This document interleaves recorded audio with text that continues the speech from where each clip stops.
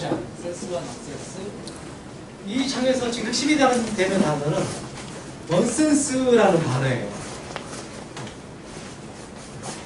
넌센스가 영어로는 이제 바보 같은, 뭐 터무니없는, 무의미한, 뭐 명사는 터무니없는 것, 뭐 이런 식으로 되어 있는데, 여기 이건 지금 제가 이제 나무위키에서 가져온 건데, 넌센스 시라는 하나의 장르나 분야를 하나 설정을 해서 설명을 해놨더라고요. 그래서 넌센스로서가 뭐냐 하면 새로 만들어낸 무의미한 말들을 종종 구사하지만 그것은 아이들이 생활에 쓰는 자로서는 뜻없는 의미로와는 달리 명확한 의도를 표현하는 것이죠. 이게 좀 달라니까 아이들이 여기서 그 뜻없이 쓰는 말, 넌센스라는 말 자체가 무의미한 말, 깝깝한 말 할 때 이런 것처럼 어떤 무의미한 말로 처음에 출발을 하지만 넌센스에서 시로 쓰일 때는 작가가 나름대로 작가는 의미를 부여를 하는 거예요. 작가는 의미를 부여해서 자기 나름대로 의미를 부여하지만 독자 입장에서는 이게 처음에 설명을 듣지 않거나 작가의 의도를 모를 때는 완전히 무의미한 말인 거죠. 그래서 그 대표적인 게 저희 책에서도 나와 있는 에드워드 비어하고 그다음에 루이스 캐럴 얘기가 나오죠. 이상한 나라의 앨리스 보면 제버키라는 시가 나와요. 근데 이거 읽으면서 이제 영어 자체도 어렵지만 한글로 해석해 놓은 것도 조금 저희는 이게 야 기발하다라는 생각을 잘 못해요. 못 느껴요. 그러니까 영어를 많이 하는 사람들은 영어의 어떤 말장난에 의해서 야 이게 굉장히 기발하다고 느낄지 모르겠는데 저희는 일단 영어가 이제 그 수준이 아니기 때문에 우리말이 아니기 때문에 그 기발함을 못 느끼고 그걸 한국의 번역자가 나름 자기 나름 이렇게 한국 상황에 맞게 기발한 말로 바꿨다고는 하지만 그렇게 이제 완벽하게 잘 못 느끼는 거죠. 그리고 이상한 나라의 앨리스를 보시게 되면 중간중간에 계속 그런 말장난, 언어 유희라고 할 수 있는 말장난들이 굉장히 많이 나와요. 그래서 이상한 나라의 앨리스라는 부분들이 어떤 넌센스라는 시, 넌센스라는 장르를 처음 만든 것처럼 이제 얘기는 하지만 그 전부터 뭐 영어 쪽에서는 그런 데서 느낌이 있었겠죠. 그래서 제버키 시 이거 모르겠어요. 읽기도 어렵네요. 네, 근데 이제 중간중간에 동사 같은 거 이제 뭐 이런 게 있으니까 두 있고 막 하니까 앞에는 단어가 또 의미가 있는 것 같은데 하고 또 그 단어들이 두 가지 단어를 조합하거나 해서 이제 설명을 듣고 나면 아 이거구나 하고 느끼게 된다거나 뭐 이런 것도 좀 있나 봐요. 그래서 이게 좀 저희한테는 넌센스라는 부분이 좀 어려운 것 같아요. 넌센스라는 정도도 좀 어렵고 일단 내용 한번 넘어갈게요. 지금 9장에서 이제 넌센스라는 분야를 얘기를 하면서 나오는 게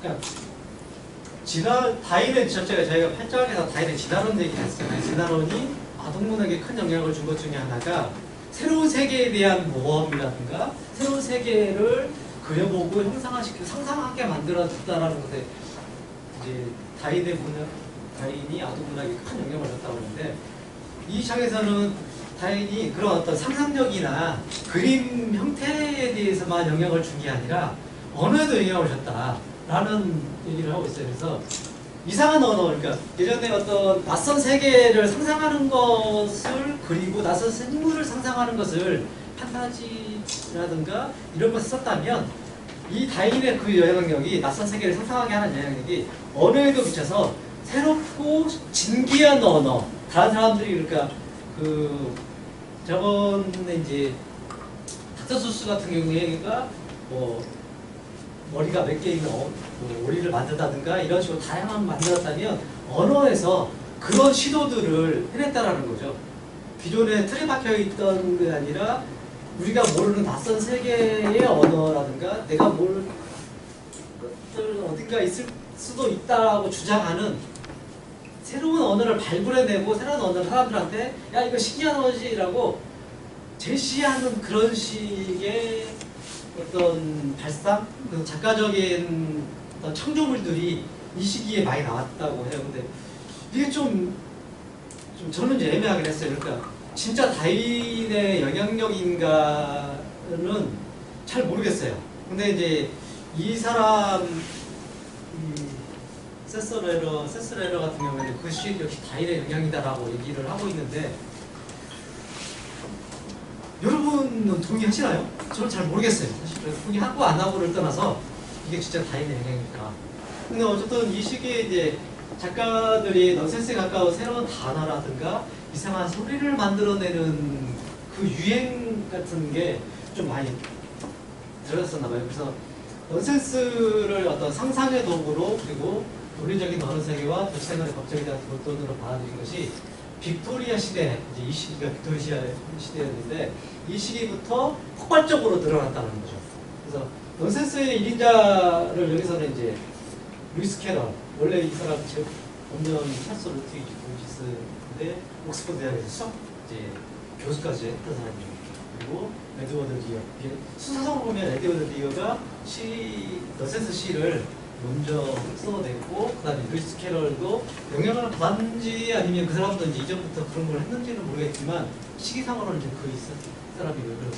이 말이 넌센스 또는 넌센스를 대하는 작가의 자세? 를 나타내는 심적인 말인 것 같아요.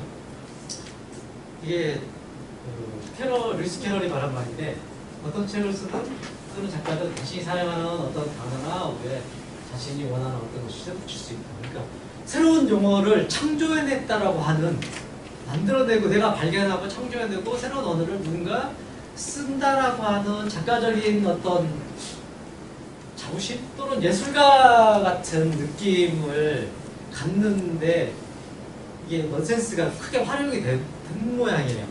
이제 글을 쓰다 보면 작가들이 그런 욕망을 갖게 돼요. 그러니까 남들이 모르는 새로운 세계를 창조하고 싶다라는 욕망도 있지만 남들이 쓰지 않은 지금 한 번도 없었던 단어를 만들어내고 싶다라는 욕망도 있어요. 그런데 이게 과하게 되면 이제 독자하고 소통이 안 되고 자기 혼자 주장하는 얘기가 되죠. 그래서 요즘에는 이런 넌센스적인 용어들을 쓰는 것을 좀 양하는 편이에요. 근데 이제 판타지에서는 많이 쓰죠. 판타지에서는 새로운 세계관을 만들고 새로운 생물의 이름을 붙인다거나 이제 새로운 어떤 세계 사람들의 이름을 붙이는 형태, 지역 이름을 붙이는 형태로 이걸 많이 써요. 일반 소설에서는 잘 안 써요. 근데 이제 오마상도 같은 경우 제가 썼을 때 새로 만드는 단어가 하나 있어요. 거기 이제 생명장난감이라는 단어가 있잖아요. 예, 그러니까 그거 같은 경우에 로봇이라는 단어도 있고 기존에 로봇이라는 단어도 있고 또는 뭐 어떤 단어가 있는데 그 단어를 쓰고 싶지 않아서 제가 새로 만들어낸 단어예요. 생명장난감이라는 단어. 근데 이런 것들이 만들 때 내가 만든 단어를 사람들이 쓰게 되고 내가 최초로 그 만드는 단어가 일반어가 된다라고 하는 게 어마어마한 희열이 있어요. 작가로서는. 그래서 이제 그걸 많이 쓰게 되려고 하는 욕구가 생기는데 이게 적절하지 않거나 많이 또 지나치게 그걸 쓰게 되면 이제 문제가 좀 생기죠. 근데 사실 이 책 제법 이건 좀 저는 약간 과한 것 같기도 하고 그게 많이 활용되고 쓴다고는 하는데 근데 최초의 책이라서 최초의 또 막 근원적인 시 같은 거라서 대문학에서도 많이 평가받고 그 사람들이 이제 그걸 활용해서 계속 새로운 형태를 만들어내는 시들이 이후에 나왔다고는 하는데 저는 좀 어렵긴 하더라고요. 그래서 루이스 캐럴 이제 여기서 또 하나 나왔던 게 이상한이라는 단어예요. 퀴어라는 단어가 나왔죠. 퀴어라는 단어가 지금은 동성애자 많이 써요. 특히 여성 동성애자를 쓸 때 많이 썼던가요? 그러니까 원래 뜻이 본질에서 벗어난 이상한 사람 뭐 이러였는데 이 당시에 쓰였을 당시에는 중심에서 벗어난 약선 비스듬한 뭐 이런 뜻으로 쓰였다고 그래요. 그래서 그런데 이제 그 당시 이게 어떤 새로운 풍경이라든가 이런 걸로 좀 전용이 돼서 새롭게 쓰였던 단어인데 어떻게 보면 지금 다시 본질로 들어간 것 같아요.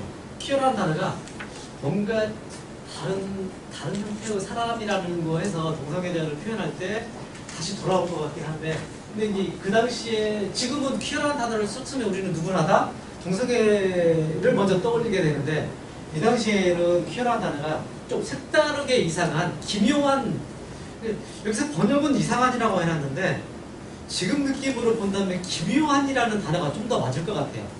뭔가 좀 기묘하고 묘하고, 그래서 이런 뜻으로 이상한 단어가 여기서 굉장히 많이 나왔고, 이 작품에서 누군가를 봤을 때 이상하다, 퀴어 하는 형태의 단어들을 굉장히 좀 많이 써서 그 작품 자체의 어떤 특성을 보여준다고 그럴까요? 이게 낯선 것을 보여주는 거야라고 하는 것을 이상한이라는 단어로 계속 독자한테 설명을 하고 있는 거죠. 그것이 뭐 당연하고 이게 아니라 이상한이라는 단어, 그러니까 뭔가 이상한 특기, 이상한 뭐 풍경, 이상한 집 이런 식으로 하면서 계속 이상한 단어를 쭉쭉쭉 써왔다고 얘기하고요. 그 다음에 이제 이 책에서 이야기하는 것 중에 하나가 난센스 이야기의 독자는 탐험하는 박물학자이니까 이 난센스라는 게 부장은 이제 저 개인적으로는 크게 흥미를 못 느꼈는데 언어에 대한 이야기라서, 그래서 난센스라는 단어 독자가 읽을 때 그러니까 우리가 그 타인이 탐험한 박물학자들이 탐험하거나 하는 것처럼 낯선 세계를, 풍경의 낯선 세계, 어떤 세상의 낯선 풍경을 탐험하는 사람들처럼 또 수집하러 다니는 박물학자들처럼 넌센스의 독자는 어떤 그런 낯선 세계를 탐험하는 형태로 하고 있다는 얘기를 지금 지속적으로 좀 하고 있어요. 그리고 이제 이게 그 마지막 부분에서 이게 현대까지 이어져 있다라는 얘기를 좀 하고 있었잖아요. 근데 그 이야기는 이런 부분이에요. 다다라든가 이 넌센스가 다다라든가 미래주의, 현실주의 같은 것도 이제 이것에까지 다 왔다 있다. 근데 이제 이런 것들이 아이 방과 학교 넌센스 전통을 직접 활용한 동시에 어린이 문화 자체에 영향을 미치는 예술 정도로 발전해 왔다라는 이야기를 부장께서 하고 있습니다.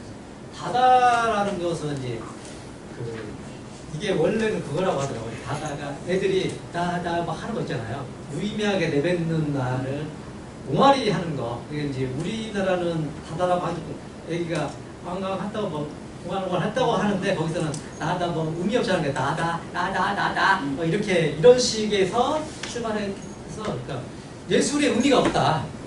예술에 있어서 무정부주의라고 보통 얘기를 하죠. 예술이라는 아무 의미 없고 그냥 뭐 변기통 거꾸로 놓는 것, 옛날에 그랬잖아요. 변기통 거꾸로 놓는 거는 샘물이다, 뭐 변기통 샘이다 한다고 하는, 아무 의미 없는 것들을 모아두고 예술이가, 그러면 이게 무슨 의미가 있냐면 의미 없어, 아무 의미 없어. 그래서 의미 자체를 파괴하는 형태의 예술이 다다였는데, 이게 넌센스의 전통에서 이호적 것이다라고, 근데 이호적 왔다고 하긴 그렇지만 어쨌든 그게 연결이 돼 있다라고 이제 부장에서 얘기를 하고 있습니다. 그리고 10장은 제가 흥미를 갖고 있는 거는 10% 황금시간. 이 부제목만으로도 흥미가 있죠. 저희가 환타지가 흥미가 있어서. 그래서 이 장에서는 이제 그림 연계하고 흑인 이야기가 있습니다. 그래서 특히 이 장르 10장 같은 경우는 저희가 흔히 동화를 알고 있는 페어리테일이 중심이고요. 그래서 이 사람이 여기를 좀 구분을 해요. 여기서 동화다라는 단어를 썼죠. 앞에까지는 계속 어린이 문학이라는 단어를 썼어요. 그래서 어린이 문학과 동화를 이 사람 구분을 한 거예요.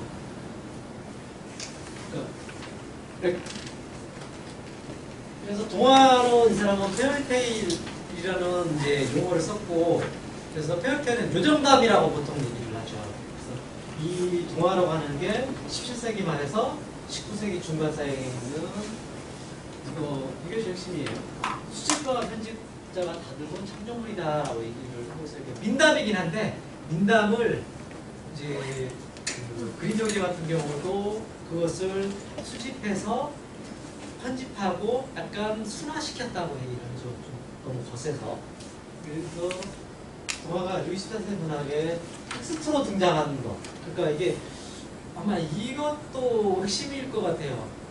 페어리테일 특히 이제 동화라고 할 때, 아동문학으로서 동화라고 할 때는 그러니까 그 전에 민담과 구분되는 것은 텍스트화가 됐느냐 안 됐느냐라는 그 차이를 동화와 그 다음에 그냥 민담하고 구분점으로 놓는다고 볼 수 있겠죠.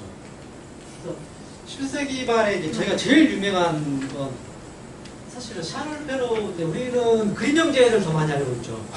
샤를 페로가 먼저 그 작업을 했고, 그림 형제가 그 영향을 받아서 이제 독일에서 야 우리 언어로 되어 있는 민담들을 좀 수집하자 해가지고 그다음에 이제 그림 형제들이 그림 형제 동화책 선집을 만들어 놨었죠. 그래서 신데렐라나 장안님 빨간 여자 같은 경우는 저희가 알고 있는 거의 모든 고전들이 샤를 페로가 그때 납치대사를 해가지고 만들어냈던 것들이에요. 마도구스라는 표현이 좀 나와요. 마도구스가 이제 미국 쪽에서 영미권 쪽에서 이런 아이들한테 읽어주는 들려주는 이야기 이런 것들을 이제 마도구스라고 얘기를 하거든요. 근데 마도구스의 어원이 원래 그러니까 여러 가지 이제 설이 있는데 이거라고 하더라고요. 그러니까 구스 아줌마, 거의 아줌마라는 건데 예전에 그 애 잠재워주는 한여 있잖아요. 치녀라고 해야 되나요? 그 사람을 지칭하는 용어라고 하더라고요. 근데 우리가 이제 마더구스라고 하면 요즘에는 그림책에 아줌마 거의 아줌마 실제로 거의 한 아줌마가 이렇게 쇼를 쓰고 있는 형태로 나오잖아요. 근데 실제로는 그냥 쇼를 쓰고 있는 지칭이 거의인 뭐 이런 아줌마 정도? 그러니까 아이를 돌봐주고 그 아이를 돌봐줄 때 이야기를 이제 밤에 재워주면서 이야기를 하나씩 해줬던 아줌마 형태. 유머. 예, 유머 맞아요. 유머. 예, 그 단어가 생각이 안 나요. 예, 유머라고 할 수 있죠. 유머가 마더구스인데 지금 이제 그게 전용이 잘못돼가지고 거의 실제로 거의 아줌마 거의가 뭐 하는 것처럼 이런 식으로 이제 그림 표지가 나오기도 한다고 하더라고요. 그리고 동화 입장에서 주로 나왔던 얘기 중에 하나가 많은 동화가 가족사로 시작을 한다라는 거예요. 한절간 필터도 보면 가족 이야기죠. 그러니까 그 당시에 이 이야기가 이제 어떤 그 시대의 교훈 같은 걸 주는 이야기이고 였기 때문에 또 그 당시에 가장 최소 집단이라고 할까요? 그게 가족이어서 아마 그게 더 클 거예요.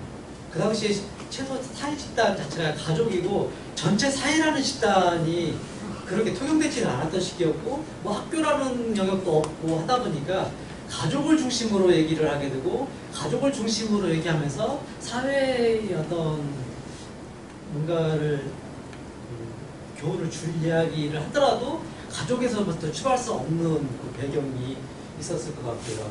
그 다음에 이제 이 당시의 유럽 변화가 어떤 가족의 변화를 반영하는 가족적 소재를 중심으로 할 수밖에 없는 상황이었고 그 다음에 또 하나는 이제 이 당시의 사람들이 숲과 동작을 따라 도시로 가고 있던 사람들이었는데 이 도시로 가고 있던 사람들이 도시로 가서 이제 소비를 하는 그러니까 자기 생산자가 아니라 어떤 농산물의 생산자가 아니라 소비를 하고 이런 책도 소비할 수 있는 사람들이어서 그 가정에 이게 이제 그 동화라는 것들이 텍스트 형태로 책자로 그 가정에 보호되어 들어가서 그들이 소비자가 되는 시대가 됐기 때문에 가족 이야기가 중심이 될 수밖에 없는 이제 양쪽적인 측면이 있는 거죠.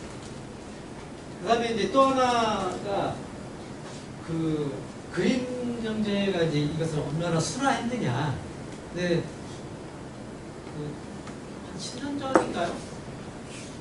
뭐 잔혹 동화 형태의 그림 동화 뭐 잔혹한 그림 동화 이렇게 해가지고 굉장히 히트 찾았던 적이 있었잖아요. 근데 그게 원조는 아니고, 그러니까 이제 그것은 일본 작가들이 일본 작가 2명이 창조하는 거예요. 새롭게. 그러니까 원본인 것처럼 얘기는 했는데 실제로 원본은 아니고 그것을 좀 더 기괴하게. 그래가지고 이제 그게 어마어마하게 비히트를 쳤는데 찾아보니까 일본에서만 당시에 600만 부가 팔렸다고 해요. 엄청나게 팔렸죠. 근데 이제 그게 그림동화의 원본은 아니에요.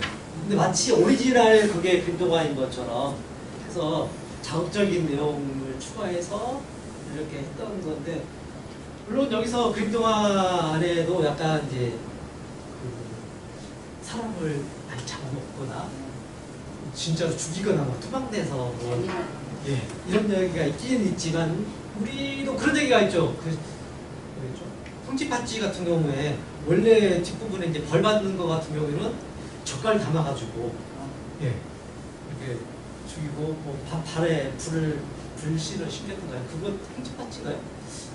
어쨌든 젓갈을 담아서 예, 살을 발라서 젓갈 담아서 먹게 했다 뭐 이런 것은 그래도 원조는 좀 그렇게 잔인하게 그 당시에는 그런 것들을 그렇게 잔인하게 안 느꼈던 모양이었는데 이제 처음에 우리가 알고 있는 그림 영재 이 동화조차도 너무 잔혹하다라고 그 비판을 많이 받았다고 해요. 그러니까 아마 그 기독교적인 상황에서는 많은 것들이 잔혹했을 거예요.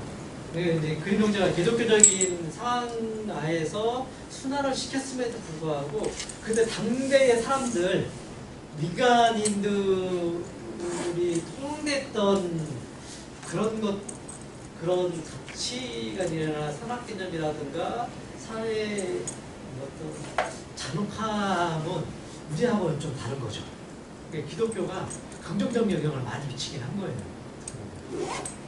이제 어떤 사람들은 이게 좀 완전히 낫다라고 얘기하는 사람도 있지만 저는 지금부가 적당한 게 어른이 돼서 이제 만약에 뭐 그게 그렇게 잔혹했다면 잔혹한 거 그대로 살렸다면 예, 그림동화 버전이 아니라 그림동화를 순화한 누군가의 버전이 이렇게 널리 퍼졌겠죠. 아마 그림 형제가 원 버전을 살렸다면 지금처럼 그림 형제의 이름으로 이렇게 널리 퍼지지는 못했을 거예요. 그리고 또 하나 재밌는 게 이제 그림 형제가 우리는 그 책을 다 모았다고 얘기하잖아요. 근데 이제 그림 형제가 자기네들이 그 전화전을 쓸 때 중요한 얘기를 하나 있어요. 그러니까 이 책은 서문에도인가 나왔다고 그러는데 이 책은 누구와 누구의 친구들의 도움을 많이 받았다. 근데 그 누구라는 게 그림 형제 중에 한 명이 결혼한 여자예요. 수집하러 다니다가 그 어떤 여자를 만나갖고 그 여자한테 이야기를 다 들은 거예요. 그 여자하고 그 여자 친구들하고 주변 사람들하고. 그런데 이제 저자는 이 사람은 옮겨졌긴 했죠. 근데 이제 저자는 본인처럼 이제 형제 둘이 나왔는데 실제 거의 모든 이야기를 해준 사람들은 그 여자들인데 그 여자들이 아까 말한 그 유모. 예. 그러니까 가정교사이면서 어떤 귀족 집안의 가정교사이면서 유모인 그런 젊은 여자가 자기 주변에 그런 똑같은 유모이자 시녀 가정교사인 사람들의 이야기를 싹 모아가지고 그림 형제한테 들려줬고 그림 형제는 받아 적은 거죠. 받아 적고 그것을 이제 조금 기독교적인 어떤 세계관에 맞춰서 조금 순화를 하고 예. 그래서 요즘에는 그 여자 이름이 있어요. 그 사람을 이제 좀 더 이렇게 높게 평가하려고는 하는데 이게 글이라는 게 진짜 그 옮겨적고 쓴 사람이 권력이 있어요. 예. 그래서 이야기 들려주는 건 별로 그렇게 권력이 많은 거 쓰고 자기 이름이 있어야 돼요. 자기 이름으로 들었더라도 알고 있으면 써야 돼요. 그리고 이제 여기서 지금 이제 동화가 시작에서 몇 가지 이제 흥미를 있는 포인트가 있는데요.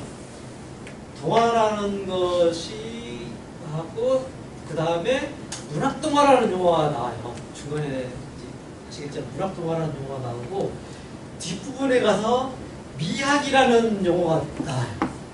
그러니까 동화가 페어리테일이라고 하는 우리 알고 있는 동화가 어떻게 발전해 왔는가도 여기서 보여줘요.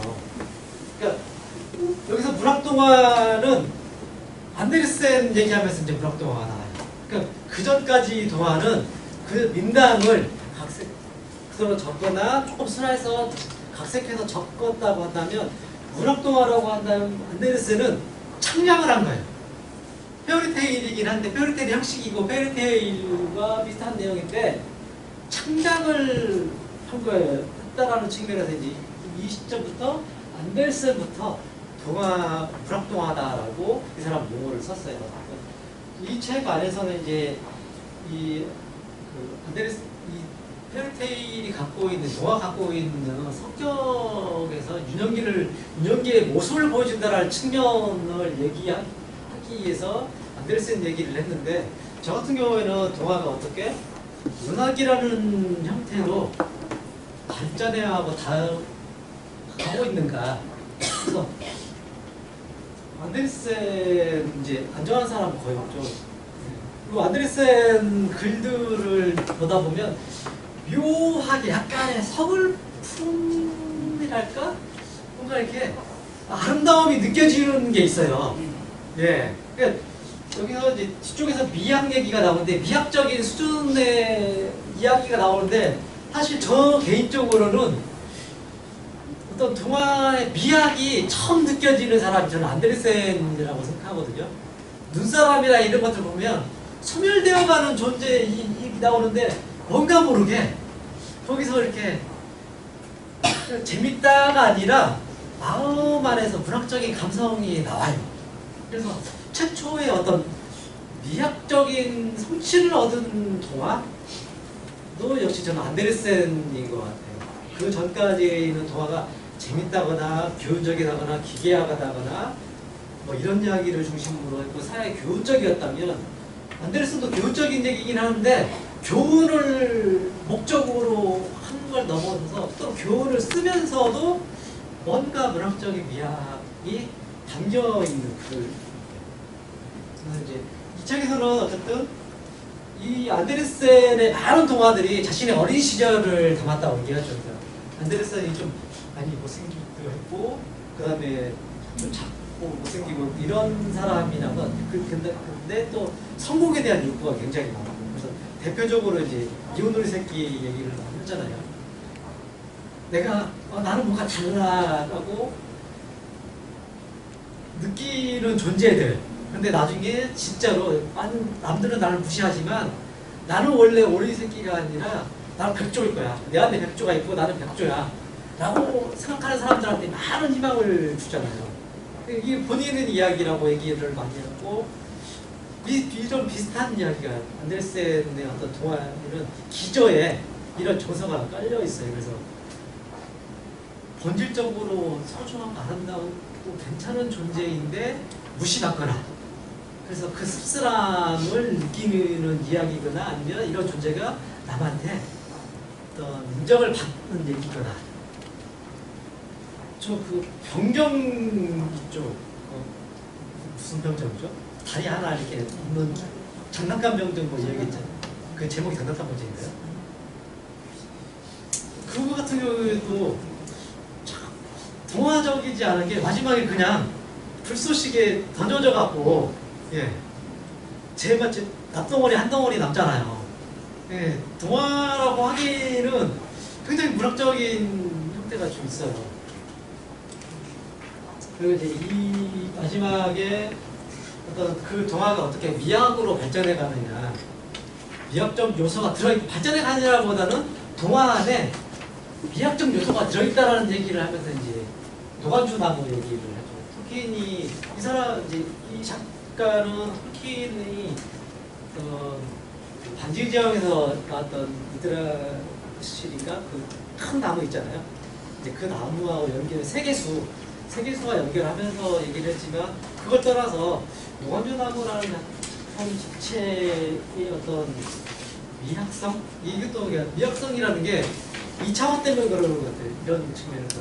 그전에 동화들이 어떤 인간의 욕구를 보여주고 그것을 푸신다거나 인간의 어떤 원형 심리들에 대해서 논의를 했다면, 얘는 그거 교훈도 아니고 뭐도 아닌데 그러니까 교훈을 강조하는 것 같지도 않고, 그런데 읽고 나면 뭔가 마음에 문학적인 뭔가를 자아낸다.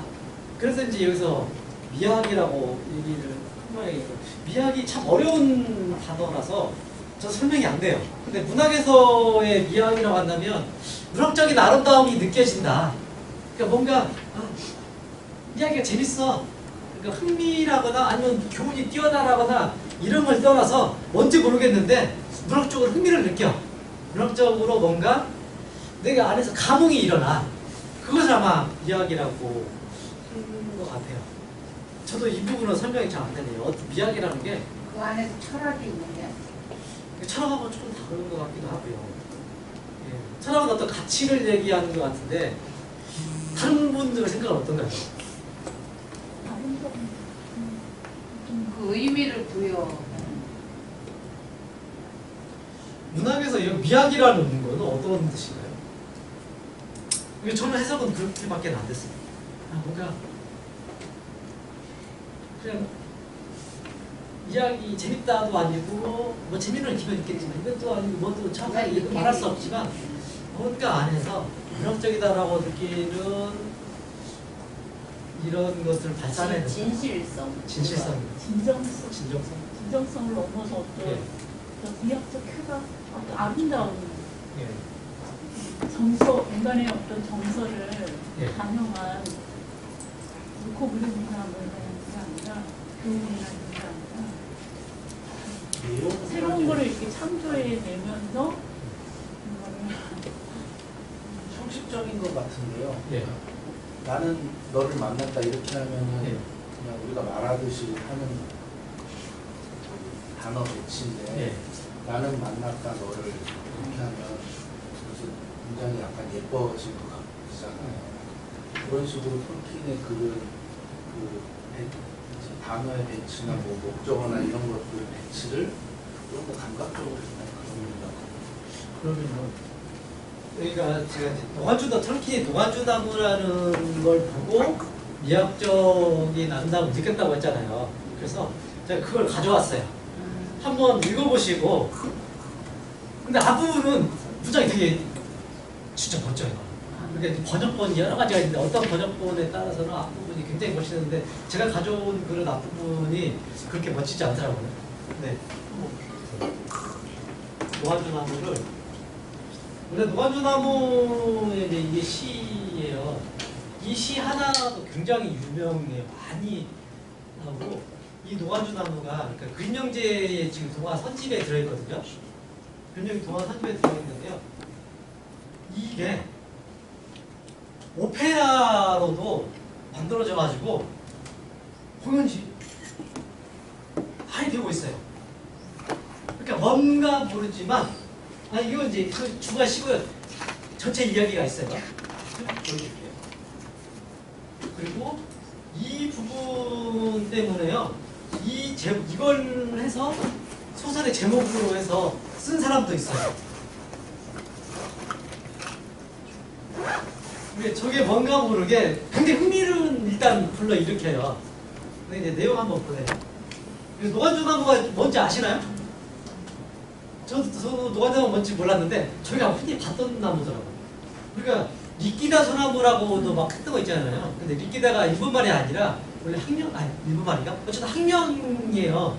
근데 이런 식으로 되어 있는 이 모습 많이 보시죠? 그 풀이 이렇게 나무가 이렇게 좀 휘어지기도 하고, 근데 서구권에서는 이게 자라면 아까 이 나무 형태로 이렇게 좀 되나봐요. 크게 자라면. 이 열매도 있어요. 이런 식으로 이게 이제 노간주 나무예요. 주니퍼 주. 내용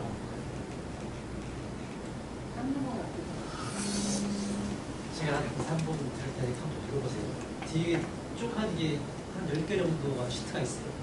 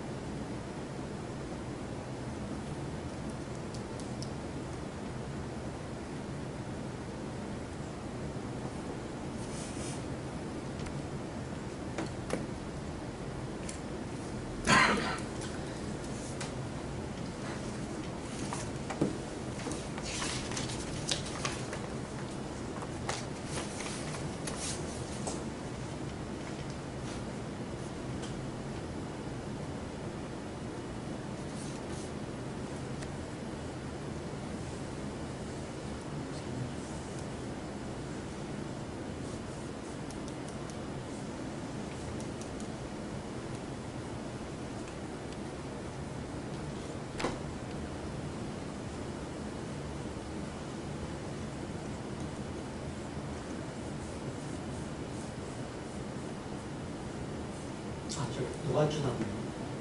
다 맞아.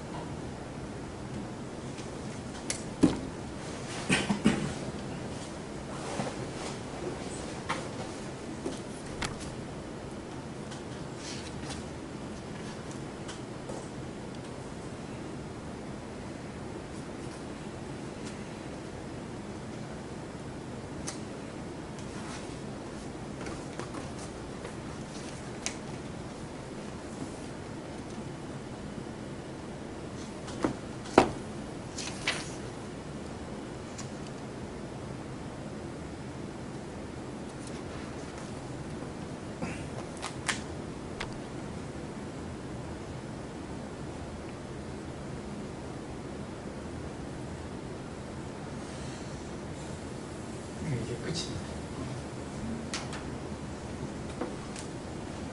약간 기괴한 측면도 있고, 현장에서 이게 완전히 교훈적인 이야기도 아니고요. 그러니까 우리가 흔히 말하는 무슨 인간구라든가 이런 것도 아니고 좀 묘해요. 이게 데모가 외국 자식 할때 뭔가 분노나 뭔가를 미워하는 마음이 그렇게 잔인하게 은유적으로 저는 표현이 된 것 같아요. 예. 그래서 그 언어 분노와 그런 미움이 형상화된 거에 사람들이 뭔가 그냥 언어가 표현이 되고 해방감이 있잖아요. 그런 면에서 미학적인 그러니까 가장 표면적으로 딱 드러나는 줄거리가 말씀하신 것처럼 나쁜 계모 이야기처럼 보여요. 근데 보통 경우에는 나쁜 계모하면 나쁜 계모에 집중을 해서 강하게 그걸 밀고 나가는데, 여기서는 좀 묘한 게 아버지가 애 이렇게 맛있게 먹고 그것을 뒤에 가서 그것에 대해서 어떤 얘기가 없어요. 그리고 어머니가 이게 그 애를 이렇게 만약에 죽였다고 하면 딱 해치우는 게 아니라 목을 꼬매요. 이제 할아버지에서 목을 이렇게 꼬매요. 목을 이렇게 실로 꼬매고 이렇게 싸가지고 아까 아쳐놓은 거 있었죠. 이렇게 해갖고 때리라고 하니까 뭐 이런 식이거든요. 그러니까 뭔가 기괴함이 덧붙여져 있어요. 그리고 또 아무렇지도 않게 애가 이제 울다가 또 가서 밥을 먹잖아요.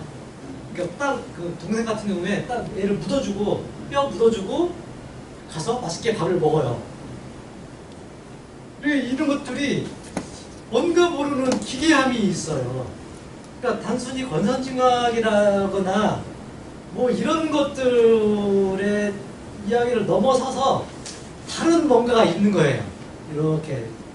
인간의 예. 어떤 다양한 심리들, 그러니까 아버지는 아버지의 캐릭터대로, 의인은 의대로, 새엄마는 새엄마대로, 인간은 이제 어떤 한 면으로 설명되지 않는 어떤 다양한 슬프면서도 이 새엄마가 두렵고, 아빠는 또 먹는 욕구가 있고, 그런 어떤 거기에서도 쾌감을 누리고, 이제 동생은 슬프지만 또 새엄마가 무섭고, 그런 인간의 어떤 다양한 어떤 내면이나 심리나 이런 것들을 정말 시적으로 이렇게 탁탁 던져주는 거기에서 느껴지는 어떤 쾌감, 그런 인간의 어떤 본질, 그러니까 선악을 떠난 이 가족이라는 구조 형태에서 살아남아야 되고, 거기에서 그 의의 그 어떤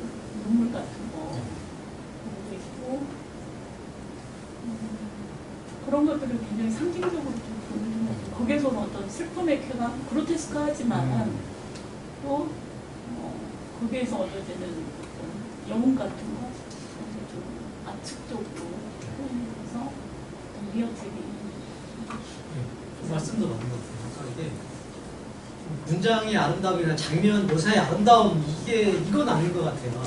근데 뭔가 정답으로 딱 일직선으로 나쁘다라고 딱 간 걸 떠나서 이 진폭이 넓어요. 굉장히 넓어요. 뭔가 모르게. 그래서 잔혹한데 뭔가 여운이 남고, 작가 입장에서는 이걸 들여다보고 있다 보면은요, 저 아까 그 시 노래인데 그거 하나만으로도 갖가지 상상을 펼칠 수 있게 돼 있어요. 그리고 아까 말씀하신 대로 저것을 어떤 인물의 관점에서 보느냐에 따라서 다른 이야기가 계속 만들어질 수 있을 것 같은. 그래서 그게 아마 문학에서 미학성 획득? 뭐 이거가? 이게 확실히 모르겠지만 뭔가 있긴 있는 것 같아요. 그러니까 단순히 문장의 아름다움은 아니거든요. 장면의 아름다움도 아니고. 좀 묘해요. 그러니까 이게 이제 어떻게 보면 민담이기 때문에 이걸 뭐 한 사람이 작정하고 창작했다라고 말하기는 어렵긴 하지만, 왜 이런 결과물이 나오게 됐고, 또 재밌는 것 중에 하나가 이게 그림 형제 동화 버전에서는 제일 잔혹한 이야기예요. 다른 것들은 많이 순화됐는데 얘는 그림 형제가 특이하게 이건 그대로 이렇게 쓴 거예요. 다른 때 같았으면 아버지가 뭐 애를 끓여먹고 이런 이야기를 다 뺐을 텐데, 그러니까 그림 형제도 이걸 빼내고 나면, 이런 것들을 빼내고 나면 이 작품에 뭔가 아름다움이 사라진다고 생각하는 모양이에요. 그렇지 않았으면 완전 애기들 버전처럼 순화했을 텐데, 얘만 특이하게, 원래 그림 형제 동화 버전에서 얘만 특이하게 이 버전이 살아있다고. 뭔가 모르게 그들도 이게 뭔가 있다라고 생각하는 것 같아요. 순화시킬 수 없는 무언가.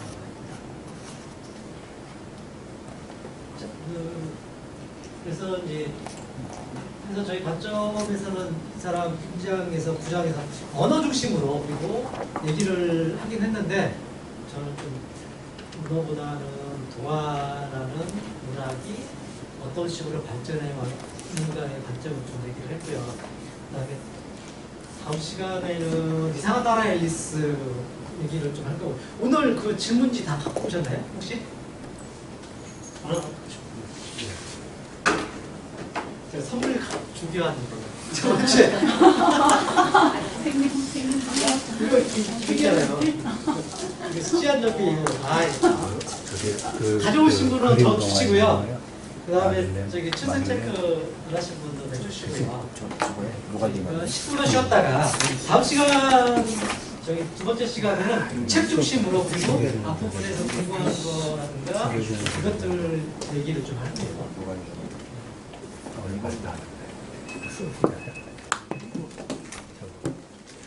저걸 무슨 얘기인지 알겠어.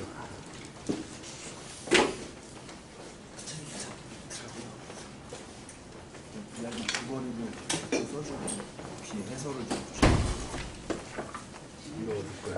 도서관 여기 있나? 네, 제가 필요한 건데 책 저기다 뜰 테니까 어차피 오늘 반납일이거든요. 상황 되시면 필요하셔서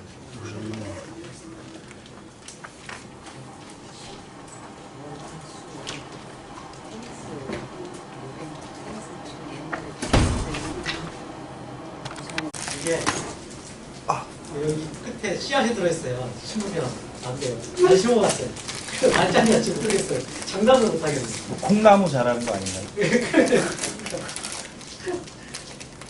일단 박승희 선생님께서 오늘 이 주제와 관련된 질문을 주셨어요.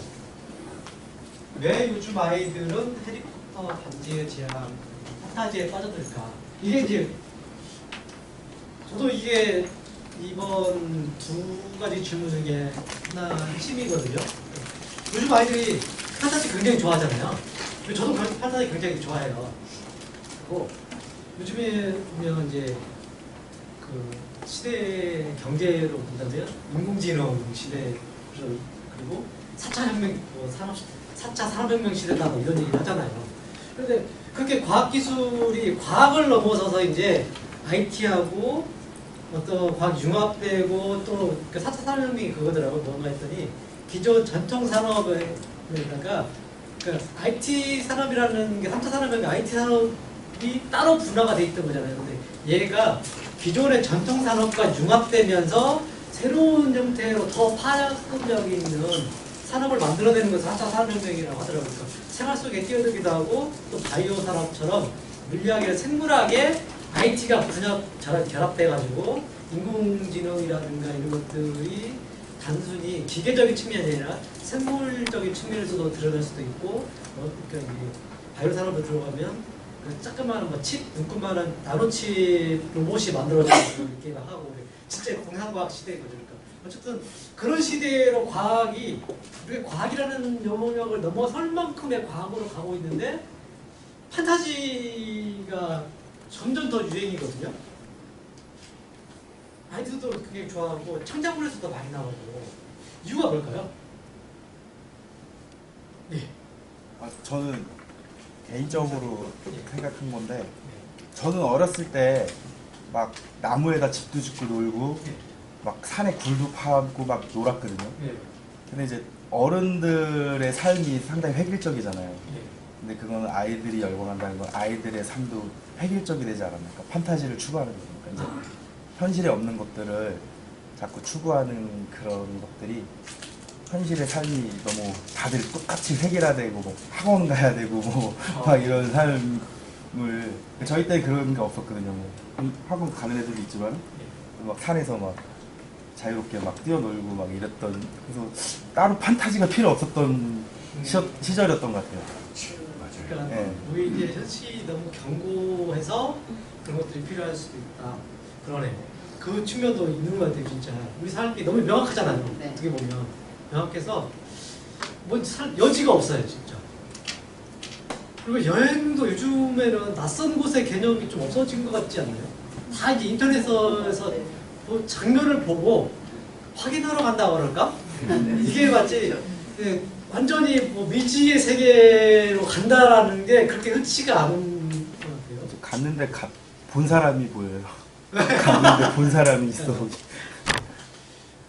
또 어떻게 김민 선생님 같은 경우에는 이제 아이돌 중심으로 얘기를 하셨어요. 근데 우리가 게임이나 이런 것도 판타지 게임 장르 자체가 두 가지 이렇게 쏘는 거, 사람 죽이는 거하고 그 다음에 판타지 세계에서 뭔가 거기도 죽이지만 죽이는 건 똑같아요. 거기도 죽이지만 장소가 이제 판타지 세계가 굉장히 괜찮아요. 어른도 굉장히 많이 그쪽 세계에 빠져 있어요. 어쨌든 이 시대에 왜 이렇게 판타지가 많이 우리에게 더 열광적으로 다가올까요? 다른 분들 의견은 어떠신가요? 그러니까 지금 그 김문일 씨가 얘기한 같은 논리대로 동화가 생겨난 게 그 18세기의 계몽주의에 대한 반감이에요. 예. 이성. 그거에 대한 반감으로 동화가 생겨났듯이 지금 이 이성과 과학의 시대에 그거에 대한 반발로서 동화의 세계인데 제2의 동화인 거죠. 그러니까 사이버 동화인 거죠. 이게. 예. 그리고 애들한테 자연을 버텨라 등등 이야기를 할 수가 없잖아요. 예. 우리는 어렸을 때 자연과 더불어 살았는데 지금은 자연이 없어요, 애들한테는. 그러니까 그건 사이버 자연, 사이버 동화 이런 데로 빠져들어갈 수밖에 없고 어른들도 마찬가지죠. 예. 그렇게 생각이 듭니다. 그게 어쨌든 그런 부분이 핵심인가 봐요. 그러니까 우리가 정해져 있는 것들을 탈피하고 싶어하는 인간의 본능, 예언도 이제 낯선 곳으로 가려고 하는 것처럼. 근데 판타지 세계가 진정하게 어떻게 보면 판타지 세계로 가는 것만이 진짜 낯선 세계로 가는 지금은 그 출구라서 그런 거예요. 그런 측면이 있죠. 혹시 또 다른 의견 있으신 분 있으세요? 그거 말고 이런 것도 있을 거야. 물론 이제 두 분이 말씀하신 게 어떻게 보면 진짜 핵심인데 이런 측면도 있을 거예요라는, 저도 다른 생각은 못 해봤어요. 또 뭐가 있을까요? 소재가 떨어지는 아, 소재. 판타지 말고는 네. 이야기가 거의 다 된 거 아니냐 네. 그런 인식이 있는 것 같거든요. 저희 중학교 때, 고등학교 때 무협지가 굉장히 중학교 이전이구나. 무협지 많이 읽었거든요. 무협지도 약간의 판타지라고 할 수 있는데 장르가 좀 다르긴 하죠. 역사 판타지이긴 한데 날라다녀요. 예, 조금 다르긴 한데 근데 그것도 이제 판타지라는 큰 축 안에서는 들어가는데 이렇게 서양 판타지 이렇게 그 북유럽 계열이죠. 어떻게 보면 북유럽 계열의 그 판타지가 나중에 그 무협지처럼, 무협지는 이제 중국 쪽 아시아 특히 뭐 중국 쪽 장르라고 볼 수 있는데 그것처럼 변형이 돼서 이제 생명이 다해서 질려서 새로운 게 있을 수 있을까요? 올 수 있을까요? 계속 있을 중국 판타지가 무협지가요? 예, 그러니까 제가 어렸을 때는 이런 식의 판타지를 많이 못 봤어요. 반지의 제왕도 번역도 안 됐었고 그래서 몰랐죠. 있는지도 몰랐죠.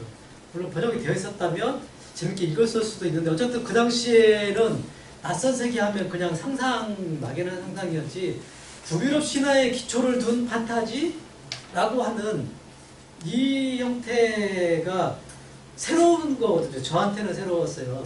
근데 아마 유럽이나 북권도 이런 식의 판타지가 이제 요즘에 히트다라고 하는 거 보면 그쪽도 이렇게 그렇게까지 오랫동안 누적은 되었겠지만 지금처럼 빅히트 전 세계 영화도 휩쓸고 뭐 게임으로도 그게 타고 있는 것들이 그렇게 쭉 이어져 온 건 아닌 것 같거든요.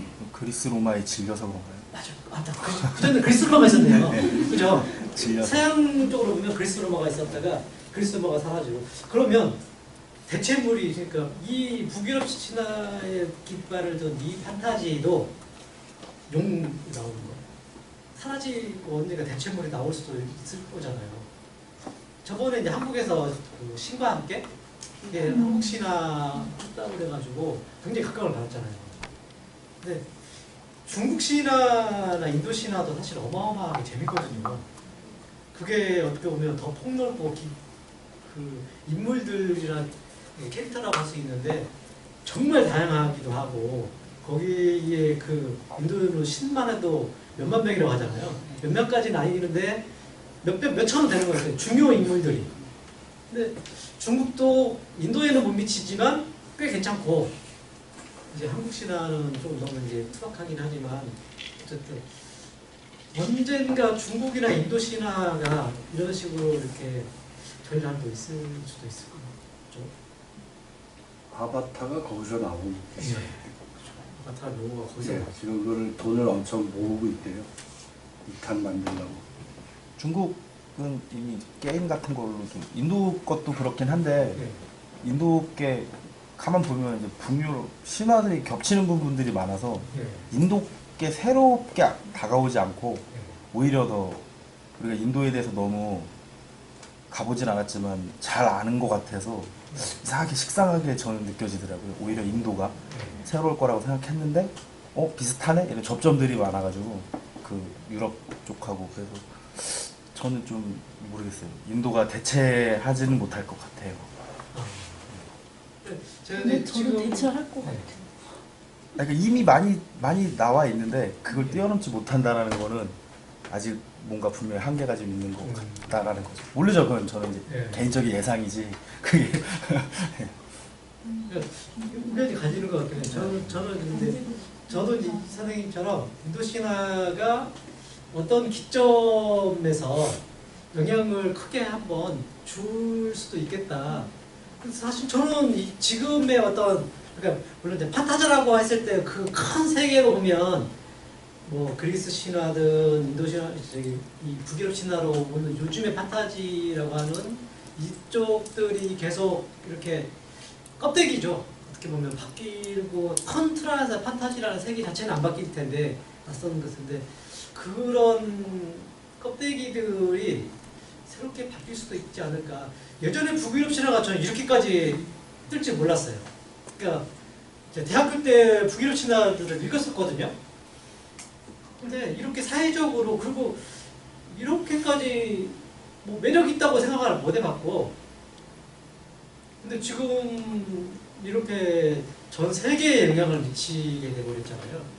그 반지의 제왕이 나오는 게 진짜 오래전 일인데 이제 와서 그 영향력을 미치는 거 보면 그러면 네. 북유럽 신화가 점점 주목받는 과정 중에서 영화나 이런 다른 미디어로 재생산이 된 건가요? 아니면 영화로 한번 만들어지고 나니까 반대로 문학에 대해서 주목받는 건가요? 그러니까 일반 대중한테 폭발적으로 영향을 미친 건 반지의 제왕이긴 해요. 영화. 예, 반지의 제왕이긴 한데 그 전에도 조금씩 이제 그 게임 같은 데서 요정이라는 것은 북유럽 신화 쪽이거든요.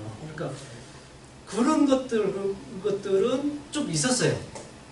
게임에서는 많이 그러니까 그것을 일반 대중한테 폭발적으로 전달시키고 그 관심이 다시 또 여러 장르로 더 확산되고 이 과정은 있었는데 그 전까지는 어쨌든 이게 이렇게까지 히트치지는 않았던 거예요. 토르 영화 토르. 토르가 또 그 저는 그 영화가 되게 예. 큰 영향을 미쳤다고 생각을 하거든요. 예. 저 같은 경우도 그 영화가 있기 전에 북유럽의 신화가 있었다. 예. 전혀 그런 감각이 없었거든요. 근데 영화가 나오고 나서 이게 어디서부터 연원이 됐다는 관심을 가지는 거 보면 예. 그런 식으로 먼저 영화화하고 나서 지금은 책이나 이런 거보다는 영화 미디어 영향이 훨씬 세다 보니까 예. 그런 식으로 헐리우드 쪽에서 먼저 중국 신화라든지 인도 신화에 대한 탐색이 이루어질 것 같아요. 그리고 이것도 있을 것 같아요. 그 문화에 대한 선호 같은 거 이것도 좀 영향을 미치지 않나. 그러니까 중국이 워낙에 이제 잘 살고 제대로 멋진 국가야 하면 그쪽 신화에도 관심이 가고 그쪽 신화를 가져올 때 선망하는 것들이 되잖아요. 근데 밑에 있는 국가 거는 선망이 잘 안 되거든요. 국력의 차이. 예, 이런 것도 좀 영향을 미치지 않나 싶어요. 제가 예. 입문한 판타지는 해리포터 시리즈. 예. 반지의 제왕 이전에. 예.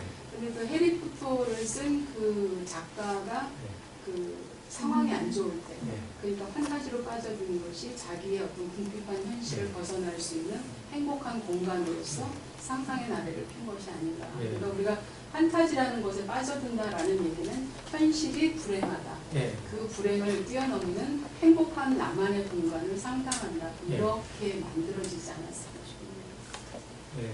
저는 그러니까, 해리포터에 모험의 빠졌었어요. 문제가 아니라 어떤 내 현재의 안 좋은 상황에서 조금 더 상상을 펼 수 있는 예. 그곳이 그런 내가 측면이 행복할 때문에. 수 있는 공간이니까. 예.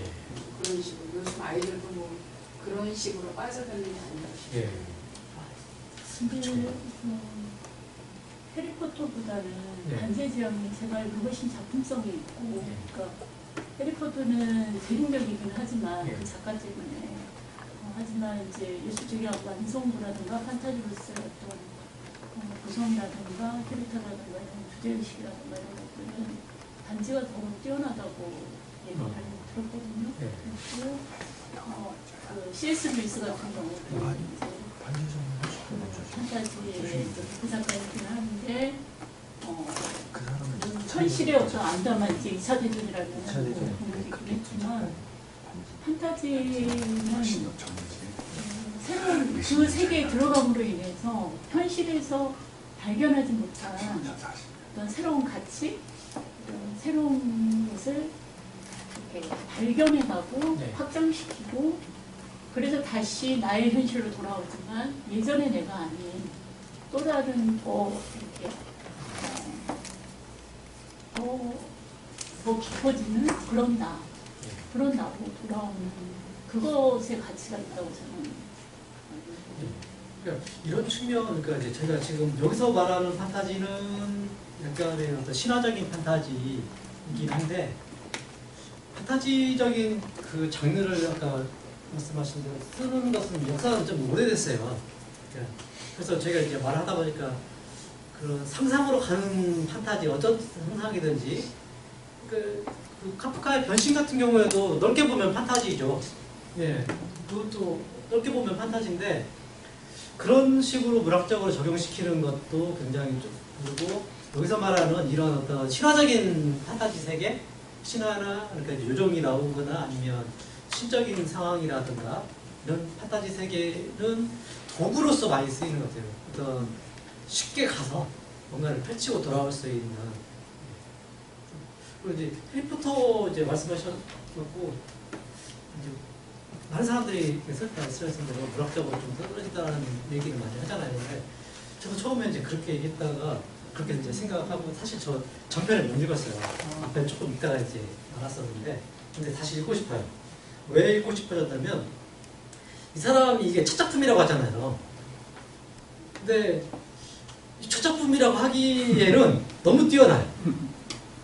한 권이라면 한두 권이라면 어쩌다 우연히 그럴 수 있어라고 하는데 10권 이상을 이제 그쪽에서 원래 책으로 7권인가 되죠. 근데 한 권 우리나라에서 이렇게 두꺼우니까 분책해가지고 한 권을 3권, 4권으로 분책을 하긴 했는데 이 분량을 계속 새롭게 끌고 나갈 수 있다는 것은 이건 아무나 못해요. 한국에서도 아무리 대가 이야기 잘 쓰는 대가라 하더라도 그렇게 못해요.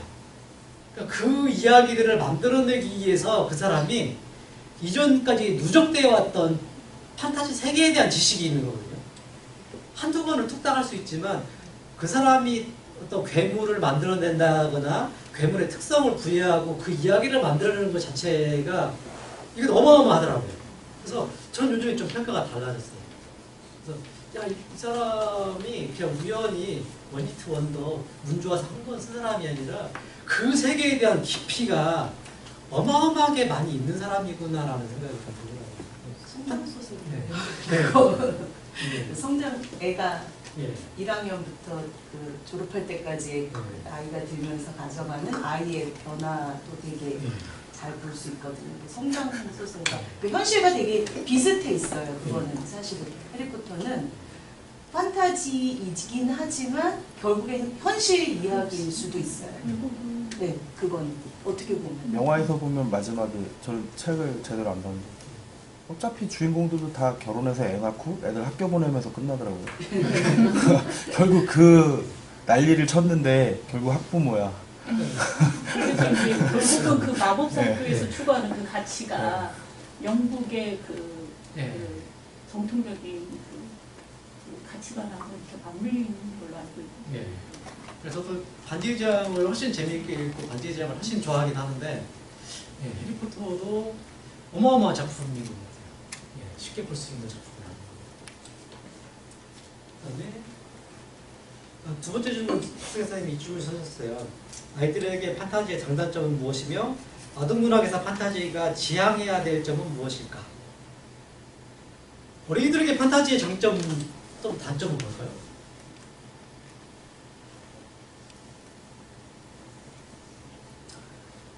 장점은 뭔가요?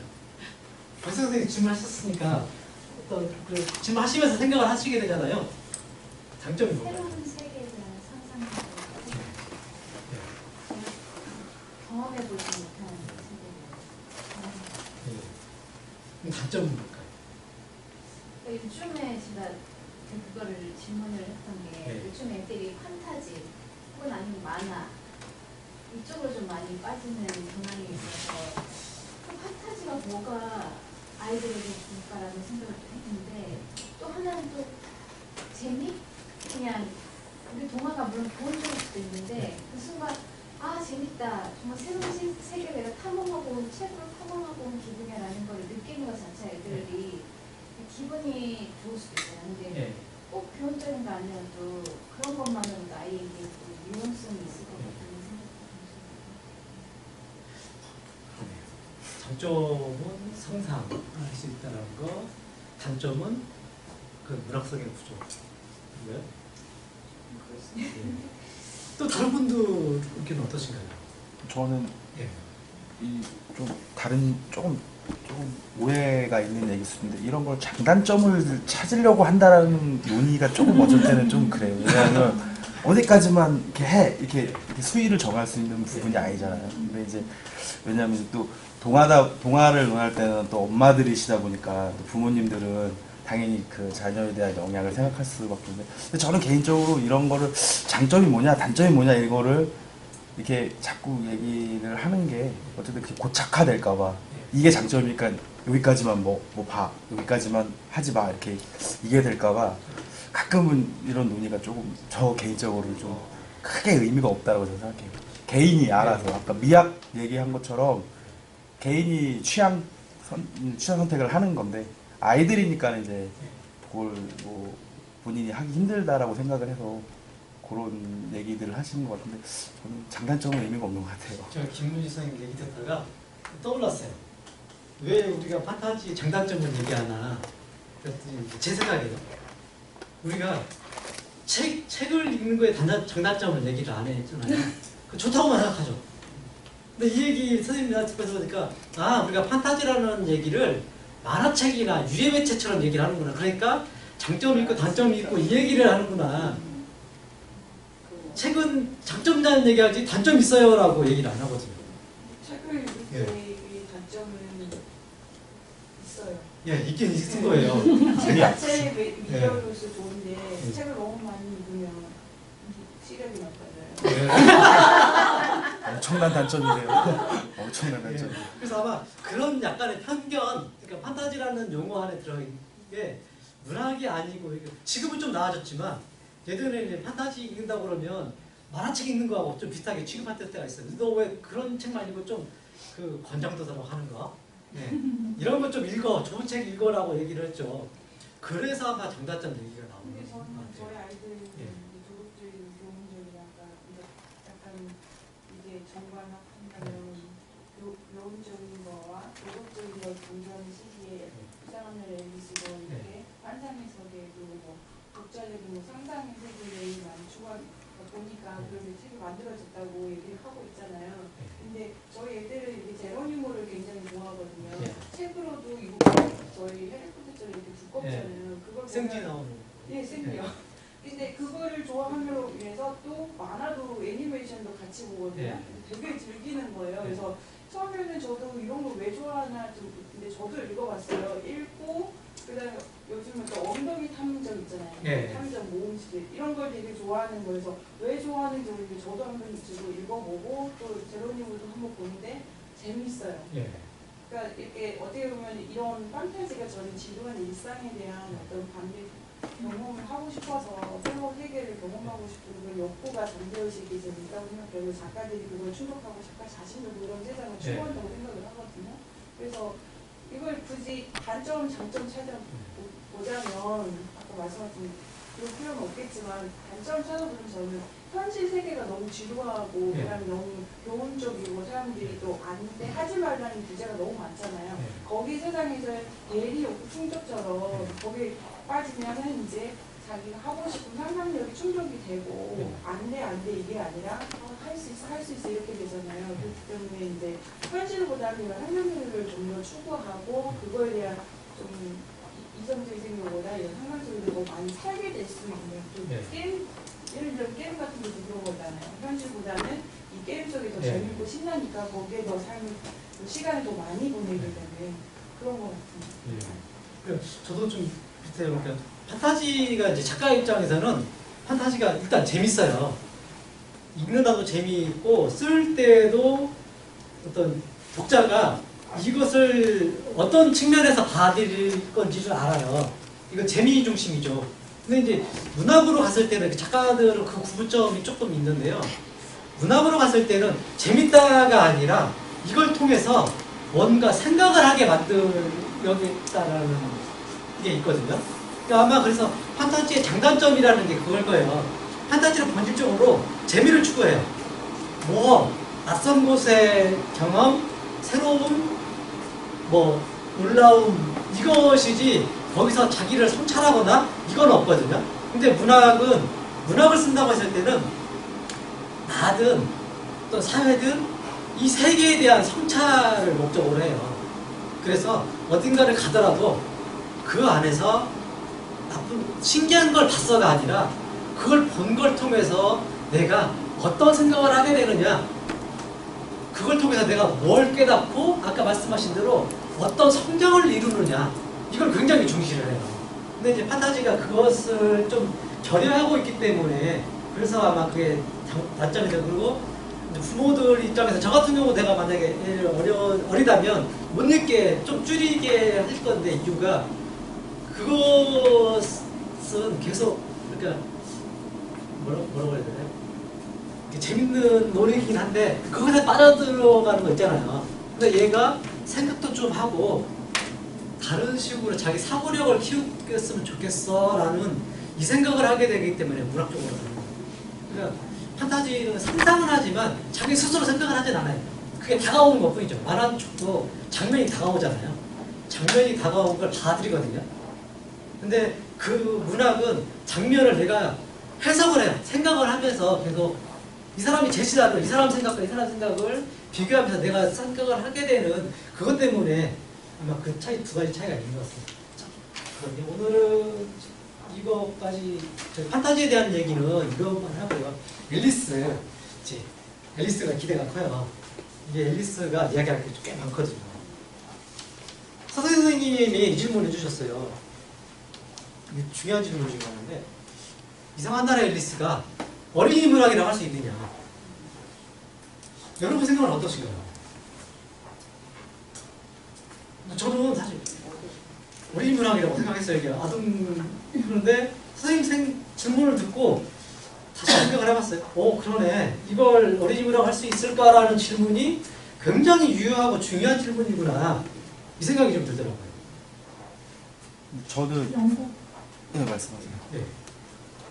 영국의 그 기독의 사회를 네. 비판했다는 것에서는 그런 관점에서 보면은 어린이문학이라고 하면 조금 우리가 있던 끊임없이 걔네들은 파티를 하잖아요. 네. 그 기독이랑 같이. 그래서 차를 마시면서 계속 귀찮아하면서 그런 것에서 이제 그 영국의 그 상류층에 대한 비판을 계속 남을 이제 씹으면서 차를 마시면서 계속 게을르고 움직이기 싫어하고 그런 것들에 대한 이제 비판 같은 경우는 주제가 애들 주제하고는 특히 고학년 주제하고는 안 맞다고 하지만 그 이상한 나라 앨리스의 그 선방규칙이라든가 그런 문학은 이제 충분히 문학적인 요소가 있다. 두 가지가 좀 걸쳐 있는 것 같아요. 김물 선생님은 저는 자꾸 뭔가 포괄적인 사람이 되려고 그런지 모르겠는데 저는 저것도 좀 왜냐하면 이제 그 책을 이렇게 편찬하는 과정에서 네. 단어라든가 문장을 조금 바꿔서 네.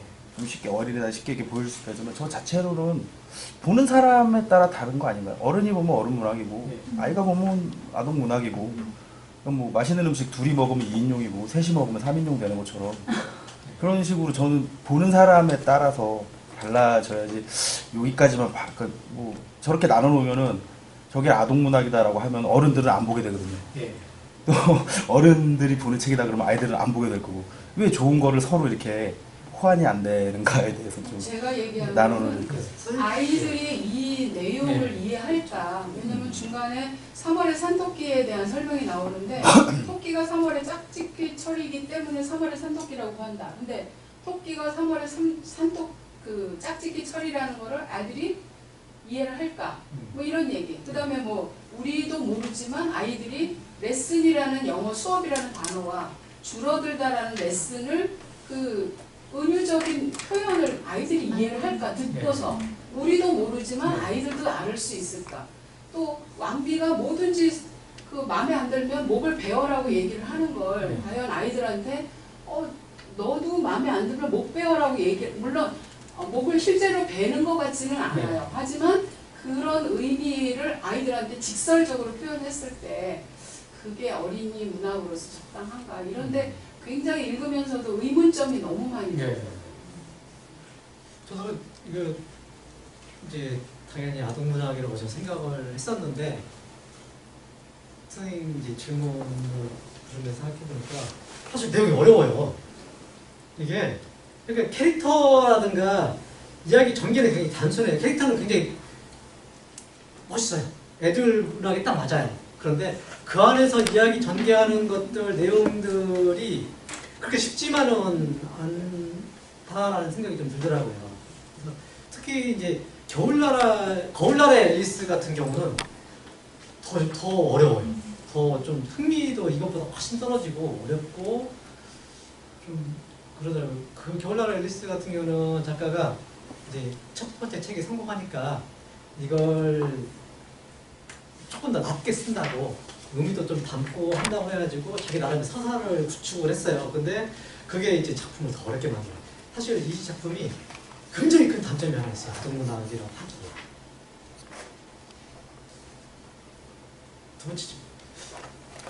앨리스, 이 질문이 재밌겠다. 앨리스는 왜 토끼를 따라갔을까? 왜 따라갔을까요? 애들은 동물 좋아하잖아. 동물 좋아해서. 누가 뛰면 막 같이 뛰게 되잖아요. 뛰니까 자기도 모르게 그냥 뭐가 팍 뛰어가니까 막 따라간 거 아니에요? 순수해서. 그러게 근데 저는요. 저는 이제 약간 겁이 많은 편이고 소심하고요.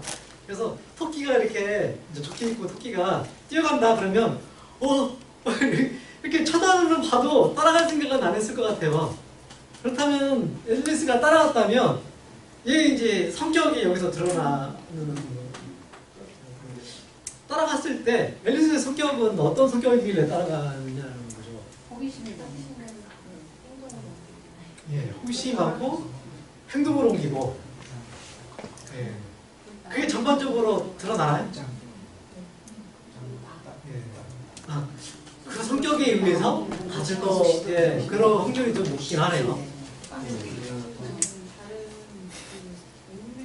장르가 해본 장르가 예. 유명한 것처럼 예. 호기심이 많은 사람이 어떤 모험을 겪게 되거든요. 그냥 가만히 주력이 이게 자기 일상을 자기 그냥 즐겁게 받아들이고 편안한 삶을 추구하는 사람이랑 어린, 그냥 호기심 많고 다른 나라에 대해서 궁금해하고 뭔가 하고 싶고 이 지역을 벗어나고 싶고 그래서 미녀와 야수에서도 그 미녀가 이제 거짓말 새로운 경험을 하고 싶고 좋아하는 남자도 있지만 다 뿌리치고 가잖아요. 새로운 모험을 하고 이런 것처럼 모든 저는 그 이렇게 어린이들의 판타지 아니면 그런 그 공주 프린세스 이런 게 새로운 경험을 할 수 있는 그런 주인공이 호기심이 많고 뭔가를 배워보자 하는 것, 지식 추구도 강하고 그런 캐릭터를 설정을 하는 것 같아요. 호기심이 가장 중요한 그러니까 원동력인 것 같아요. 호기심이 있어야지 거기에 관심도 갖게 되고 궁금하기도 하고 뭔가를 갖다가 상상하기도 하고 거기서 어떤 결론도 자기가 얻을 수가 있고 경험도 해보고 호기심이 만약 없다면 과학도 모든 문학도 마찬가지지만 우리가 살아가는 데 있어서 호기심이라는 것이 있어야지만 삶의 한 원동력? 재미가 있지 않을까라는 생각이 들어요. 그래서 그렇기 때문에 앨리스라는 저 아이도 하여튼 모든 문학이지만 모든 삶에 있어서도 호기심 때문에 이루어진 게 되게 많다고 여기거든요. 저도 호기심 때문에 여기 이 자리에 온 거고요. 어려운 게 참 많아요. 문학에서 주인공들이 굉장히 적극적이네요. 네. 또 작가 입장에서 애가 적극적이어야 뭔가 일을 벌일 수 있으니까. 네, 얘기하기 쉬워요. 그래서 배승희 선생님도 비슷한 아까 좀 성격에 대한 질문일 수 있는데 앨리스가 병에 담긴 물과 과자를 먹으면서 커졌다 작아졌다 하잖아요. 계속 이만큼 커졌다가 또 먹고 한 번 우리 같은 이제 선생님 성격이 나왔어요. 한 번 이상해지면 두려워서 다음번에는 못 먹을 텐데 앨리스를 왜 계속 먹었을까? 예, 여기 계신 분들 대부분 내가 커지고 다니라 겁나서 이제 다음에 못 먹잖아요. 왜 계속 먹었을까 앨리스는? 잘 까먹어요. 까먹어서. 웬만큼 경험을 해봐야지만 터득하는 것 같아요. 그러니까 버섯도 하나는 네. 커지고 작은 거 있잖아요. 네. 막 해보다가 나중에는 그 요령이 생기니까 그때 터득하는 거예요. 그러니까 호기심이라는 것은 어떤 거를 새롭게 시작하는 원동력이 되지만 거기에 경험이라는 것이 플러스가 되지 않으면 그것을 나한테 발전적으로 그러니까 피드백처럼 올 수 있는 것들을 갖다가 발견하기 힘들거든요. 단순한 호기심만 있다고 해서 거기에 자기가 어떤 관심을 노력을 투자하지 않는 그런 게 없다면 단순히 호기심거리예요. 근데 그것은 내 것으로 받아들이고 해서 거기에서 어떤 플러스 되는 것들을 많이 발견할 수가 있다고 저는 느꼈고 저 되게 어려웠어요. 앨리스 읽으면서. 혹시 이거 그러니까 지금 이제 저희가 이제 성격이라는 측면을 얘기를 했는데 얘는 성격이 그렇다. 또 다른 이유는 없을까요? 저희가 원래 인간이 네. 그렇게 달빛으로 가득하고 네. 생각을 이루고 싶어하는 존재라고 하는데 성격을 따라서 아. 근데 이 사회 현실을 같이 살다 보니 네. 그걸 감수거나 어느 것을 통해서 다 이런 게 많고 있다고 생각하거든요. 그 아이이기 때문에 또 이게 다 연출이 가능한 거고. 그리고 또 어떻게 보면 그 지금 엘리트가 처한 상황에서는 어쨌든 그 상황을 타개하기 위해서는 할 수 있는 게 없을 수도 있어요. 그래서 어쨌든 해볼 수밖에 없는 상황일 수도 있었다는 생각도 좀 들고요. 근데 이런 식으로 아마 아이들하고 책을 읽을 때 아이한테 이제 아이하고 의견을 주고받으면 아이가 그냥 당연히 책에 써놨으니까 그런 거지가 아니라 생각을 하게 되거든요. 이 인물이 왜 그런 행동을 했지라는 측면에 대해서 생각을 하게 돼서 이게 진짜 책 읽을 때 이렇게 같이 대화를 하는 것 그리고 특히 이런 식의 질문들이 제기되는 게 굉장히 중요해요. 질문이 일단은 던져져야 생각을 할 수 있거든요. 그러니까 아이들하고 뭔가 하게 되면 여기 근데 계신 분들 아이들이 이제 다 커서 그런 대화들이 없기로 했군요. 그다음에 아까 토끼 얘기를 하셨었는데 저 예. 개인적으로는요. 예. 그 이상한 나라의 여러 가지 그 캐릭터들이 예. 굉장히 경이롭고 예. 신기한 캐릭터들이 많은데 토끼는 그냥 뭐 바빠서 시계 쳐다보고 예. 뭐 다니면서 정작 뭔가가 더 들어가야 될 것 같은데 토끼에 대한 얘기가 더 이상 없어요. 예. 그게 좀 이상했어요. 이상한 나라 앨리스 나오면 앨리스하고 토끼가 제일 그 뭐죠? 그림상으로 네. 많이 나와요. 네. 토끼 있고 시계 들고 가거나 아니면 뭐 이렇게 나팔 부는 이 그림이 그러니까 앨리스 사람들 머릿속 안에는 거의 쌍벽을 이루는 캐릭터인데 여기가 진짜 없네요. 토끼에 대한 얘기. 왜 그럴까요? 아빠 아니에요? 네? 아빠? 아빠? 존재하고 항상 옆에 있는 것 같은데 잘 몰라. 새로운 해석. 결국엔 쉽게 생각하면 작가가 놓쳤어라고 할 수 있지만 이 책 안에서는 또 아까 저런 식으로 지금 이게 앨리스의 꿈이잖아요. 앨리스의 꿈인데 앨리스의 꿈으로 본다면 진짜 토끼가 아빠일 수도 그리고 이거 진짜 새로운 해석인 거예요. 그래서 예. 뭔가 이끌어주긴 하지만 그거 중간중간에 들어주긴 하지만 내 안에서 크게 존재의식이 없는 사람. 예. 굉장히 새로운 해석입니다. 지난 시간에 로빈슨 크루소 얘기를 하면서 예. 그전에는 이제 카누에 대해서 별 생각이 없었는데 예. 수업 중에 나온 얘기가 다른 세계로 연결해주는 도구다 예. 카누가 예. 그런 얘기를 했었어요. 예. 그래서 토끼도 좀 그렇겠다는 생각을 해봤거든요. 아. 얘가 있어야 다른 세계로 계속 예. 옮아가면서 얘기가 진행되는데 굳이 카누에 대해서 이야기할 필요가 없는 것처럼 아. 그래서 토끼는 그런 장치로만 쓰이지 않았는가. 그럴 수도 있네요. 그러니까 굴을 칸으로 생각할 수도 있지만 오히려 토끼, 살아있는 토끼가 일 수도 있다. 그 영화 뭐였죠? 매트릭스에서도 또 빨간 점 먹을래 하얀 먹을래 할 때 토끼 분장하고 나오잖아요. 그래서 바니 걸인데 그게 그 이상한 나라로 가는 그러니까 말씀하신 대로 카누 역할인 거죠. 토끼가 와서 빨간 장 먹을래 파란 장 먹을래 이렇게 하거든요. 여기서는 이제 종업원, 여종업원처럼 분장을 했지만 실제로 카누에 그걸 갖다 예, 딱 볼 수도 있겠네요. 도구이기 때문에 그 역할이다. 다른 설명이 아니다. 예. 이것도 새로운 해석입니다.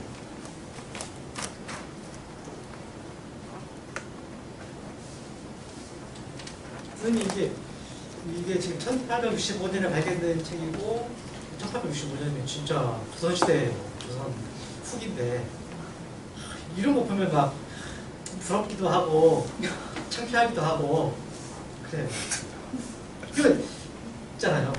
아까 제가 이제 이 책에 어마어마한 결점이 있다고 말씀을 드렸었는데 혹시 이 책 뭔가 좀 부족하다. 사실 어마어마하게 훌륭한 책이고 계속 고전으로 남을 책이에요. 그런데 이 점은 좀 아쉽다거나 부족한 점 생각해 보신 거 있으신가요? 마지막에 갑자기 예. 언니의 꿈으로 마무리를 하니까 황당해지더라고요. 그러네요. 갑자기 뭐 꿈 얘기가 나오고 예. 그러니까 뭔가 우리가 알고 있는 이상한 나라 앨리스는 그런 모험 과정을 통해서 예. 뭐 다시 토끼를 따라서 뭐 예. 불을 탈출한다든가 이런 걸 상상하다가 예. 갑자기 꿈 이야기로 그냥 예. 덜컥 끝나버리니까 이건 아니다 맞아요. 싶어요. 그게 진짜 어마어마하게 황당한 이야기로 그 인터넷상에서 이제 흔히 하는 얘기가 한국 드라마 최악의 결말 뭐 이런 얘기 하잖아요. 그 결말이 드라마가 있다. 뭔지 아세요? 파리예요. 모든 거 다 했는데 사람들이 환상에 빠졌는데 이거 작가가 파리 거기서 카페에서 쓰는 그 이야기야 하니까 그냥 와장창 이게 거의 그런 식이죠. 그러니까 아마 작가가 마무리를 어떻게 할지를 몰랐을 것 같아요. 그래서 이제 추측이긴 하지만 처음부터 큰 작품 염두에 두고 한 게 아니라서 또 어떤 앨리스가 또 이 점이 좀 아쉽다 하는 거가 있으신가요?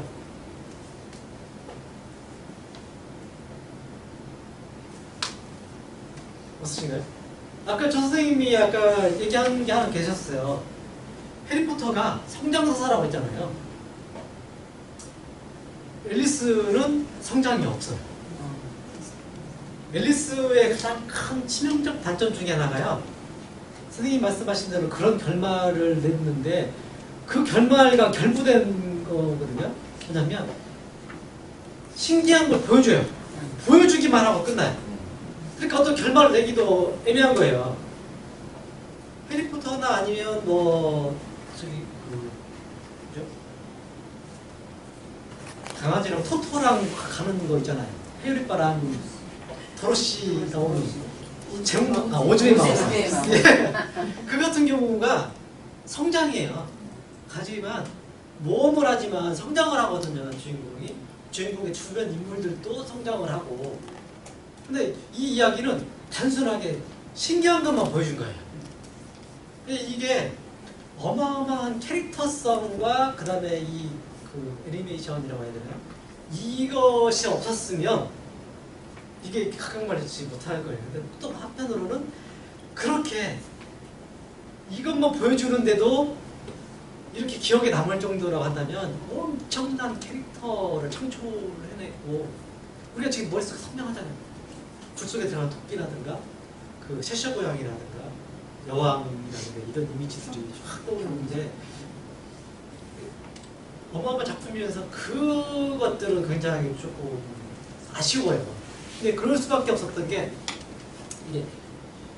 이거 지금 이제 앨리스 보통 경우에는 주인공이 왜 그랬을까라는 식으로 물어보잖아요. 근데 이 작품은 주인공이 왜 그랬을까라고 물어보기가 힘들어요. 왜냐하면 주인공이 왜 그랬을까라고 물어보기 위해서는 주인공이 이전과 이유가 달라지고 성장하고 이게 필요하거든요. 근데 이것은 그게 없기 때문에 그냥 그런 거지 뭐, 그냥 그런 거지 뭐라고 밖에는 잘 안 돼요. 근데 이게 본질적으로 그럴 수밖에 없는 게 작가 때문에 그래요. 작가가 그렇게 써. 그렇다면 이런 작품의 경우에는 작가가 왜 그렇게 썼을까라고 물어볼 수밖에 없어요. 왜냐면 앨리스는 작가가 설정한 대로 움직이거든요. 거의 자동인형처럼 작가가 여기 가라고 그러니까 청소 이동할 때도 그렇죠. 여기서 여기 갈 때 이유가 없어요. 그냥 새로운 장면이 나오거나 누가 와서 그냥 하는 거예요. 자기가 이런 필연에 의해서 이 장면에서 또는 이 사람을 만나는 게 아니라 누군가 너 저기 가봐. 그냥 가. 신기한 걸 보여주기 위해서.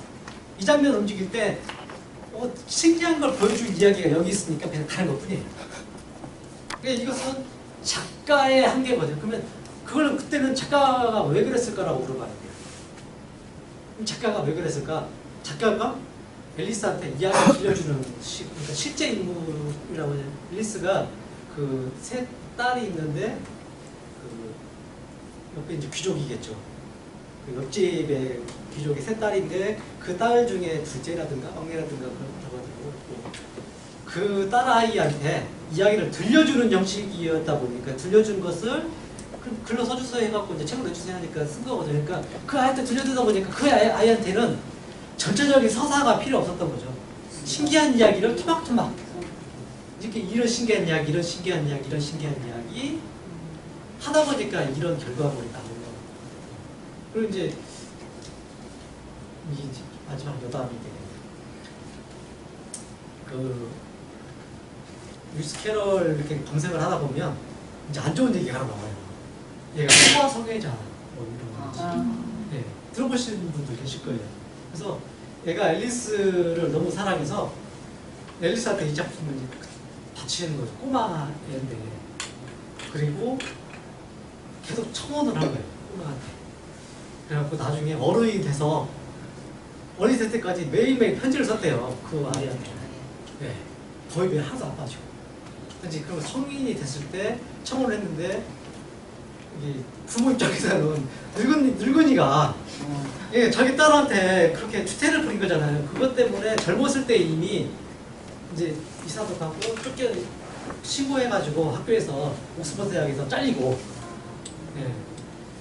그리고 나서 청혼했는데 앨리스가 이제 부모가 거절되고 앨리스도 뭐 좋아하지는 않았겠지만 근데 이제 재밌는 게 그 앨리스가 나중에 이제 다른 남자하고 결혼했는데 몇 년 후에 이혼을 했대요.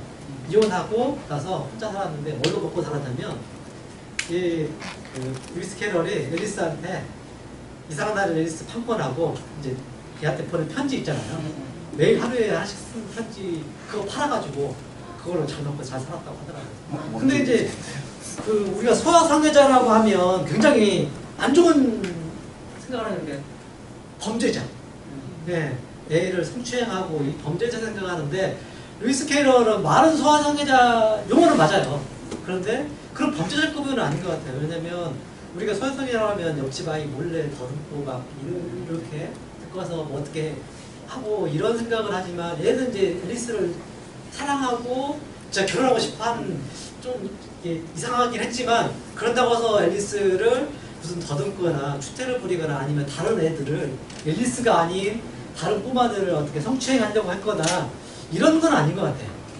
근데 이제 애매한 경계가 있긴 한데 사진을 찍었는데 애들 사진을 많이 찍었다고 해요.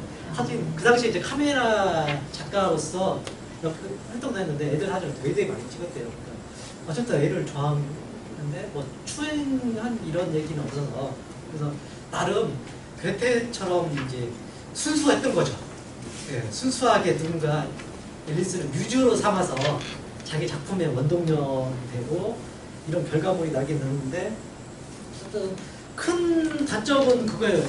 이야기를 꼬마한테 직접 들려주는 형태로 하다 보니까 전체적인 서사를 짜기가 힘들었고 그 서사를 만들 생각도 없었고 그러다 보니까 작품이 이런 결과물이 나오게 되고 그럼에도 불구하고 그런 캐릭터만으로도 예, 아마 아동문학에서는 어느 작품보다도 오랫동안 살아남는 것 같아요. 지금도 앨리스의 이야기는 영화로 만들어지면 실패해요. 예전에 그 가리선 만든 작품 작가 감독이 그거 만들었는데 폭망을 했죠. 이야기가 없거든요. 그냥 신기한 것만 보여주고 끝나잖아요. 그렇지만 그렇게 앨리스의 캐릭터는 캐릭터 상품으로는 어마어마하게 팔리죠. 예.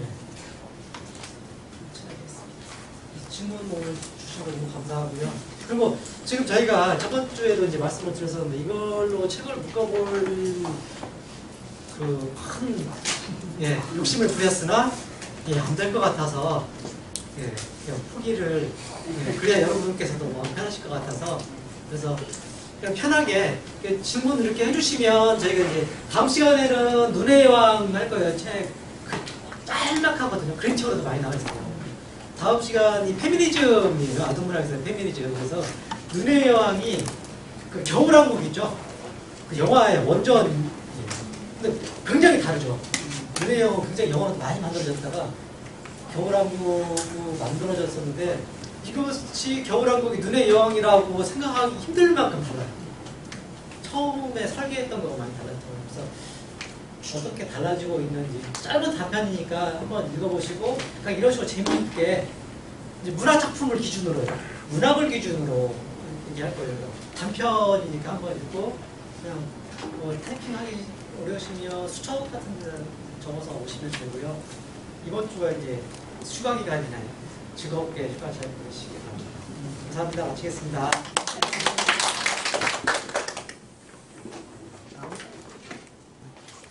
다음 시간에 질문 해주시면 이거 드릴게요.